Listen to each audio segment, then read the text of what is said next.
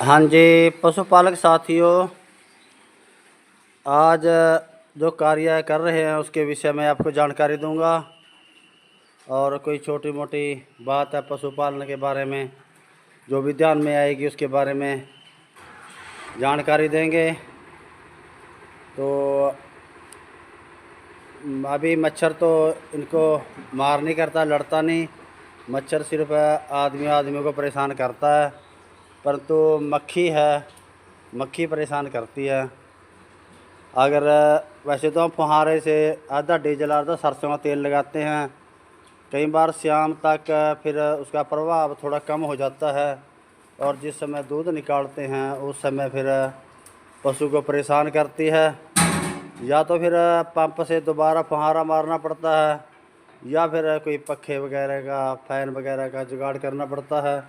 तो साथियों, हमने पहले भी हम ऐसे ही करते हैं और आज भी ऐसे ही कर रहे हैं।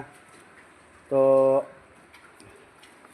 ये मच्छरदानी लगाई है और इधर से चढ़ता सूरज लगता है, इसलिए हरे कपड़े का छोटा टुकड़ा 4-5 फुट का छोटा टुकड़ा लगा दिया कि सीधी धूप ना लगे। और ये मच्छरदानी लगा रखी है, इसका बहुत आराम है। जैसे बाहर है, बाहर होने के कारण यहाँ पे बड़ी मक्खी जिसको डांस बोलते हैं, कई बार वो भी आ जाता है। और बहुत से साथी पूछेंगे उसका क्या नुकसान है। जो बड़ी मक्खी है, डांस है, तो वो बहुत जहरीला होता है। पशु को वैसे तो काटता है, बहुत परेशान करता है, परंतु एक और भी नुकसान है। तो उसके काटने से पशु बीमार हो जाता है। सर्रा रोग, यानी सर्रा रोग जैसे घोड़ों में हो जाता है, ऐसे ही भैंसों में हो जाता है और गायों में। और सर्रा रोग बहुत ही ख़तरनाक रोग है। अगर तो समय पर पता चल जाए और ट्रीटमेंट मिल जाए उसको, फिर तो ठीक हो जाता है, वरना पशु की मौत भी हो जाती है।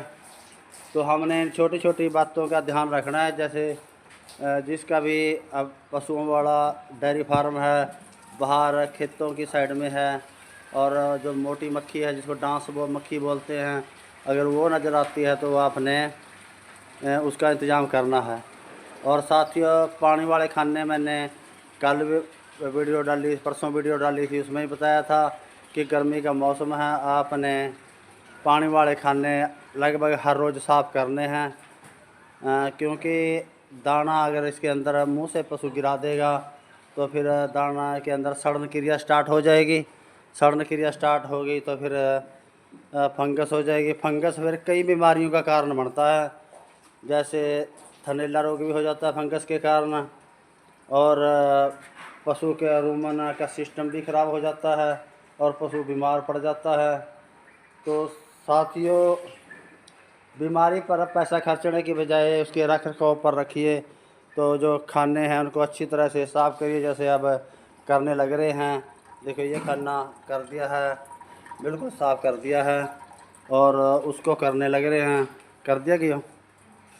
तो इसको करने लग रहे हैं क्योंकि ये जैसे हम साफ़ सुथरा खाना खाते हैं, ऐसे ही पशुधन को साफ़ सुथरा खाना देना चाहिए। साफ़ हो गया है, अब पीछे से इसे पानी छोड़ देंगे। और फिर उसके बाद साथियों, ये गोबर है, गोबर है गैस में डाल देंगे, जिससे हमारे को बायोगैस मिलेगी। बायोगैस एक सेफ़ गैस है और जिस दिन का हमने लगाया आज तक दूसरे सिलेंडर की ज़रूरत ही नहीं पड़ी। और एक तो वातावरण गंदा नहीं होता, एक अगर खुली रह गई तो किसी तरह का कोई हादसा नहीं होता। तो ये आज का हमारा जो कार्य था। और जो ये ड्रम है, ये ड्रम अनाज का है, हमने बाहर निकाला है, इसमें खाने के लिए अनाज स्टोर करेंगे।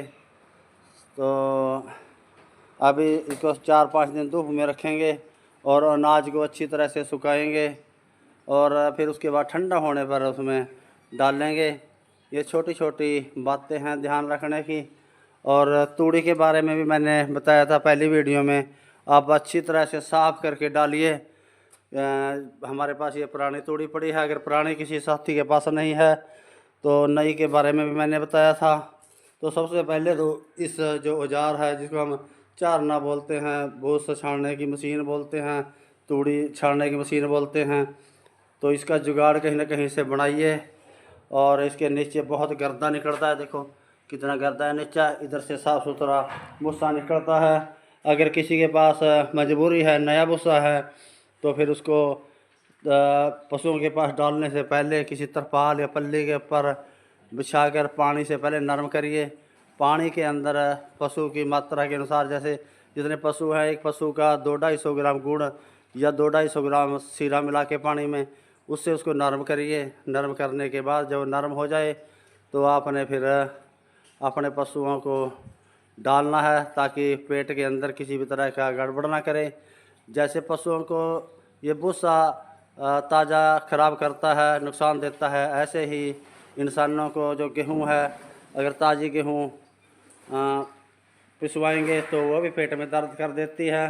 तो जिसके पास पहली पड़ी है तो बहुत बढ़िया बात है, नहीं पहली पड़ी है तो उसको पानी में धोकर अच्छी तरह से सुखा कर ठंडी होने पर, तो फिर उसके अंदर आप सुबह के समय तो गेहूं के अंदर चने का आटा मिला सकते हैं, क्योंकि मिस्सी रोटी पहले समय के अंदर सारे ही मिस्सी रोटी खाते थे।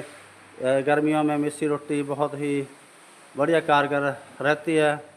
तो पशुपालक साथियों, छोटी छोटी बातें थी, वैसे तो सभी किसान जानते हैं, परंतु ये उनके लिए है जो नए साथी आए हैं। कई बार नए साथी किसी कारणवश से कोई नुकसान उठा बैठते हैं, क्योंकि पशु बहुत कीमती है।